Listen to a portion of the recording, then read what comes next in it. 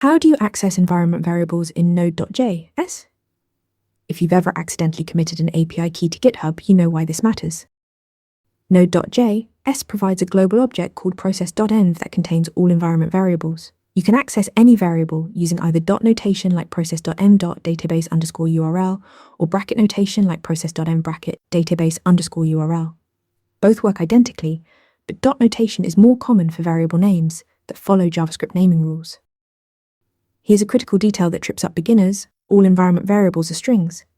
Even if you set put equals 3000 in your environment, process.env.put returns the string 3000. You'll need to convert it using parseInt or number before doing math. Same goes for booleans. Use strict equality checks or parsing. In development, manually setting environment variables gets tedious. That's where the dotenv package comes in. Install it with npm install dotenv, create a .env file with your key value pairs, and call required dotenv.config at the top of your app. This loads all variables from your .env file into process.env automatically. Never commit your .env file to version control. Add it to your .git ignore immediately.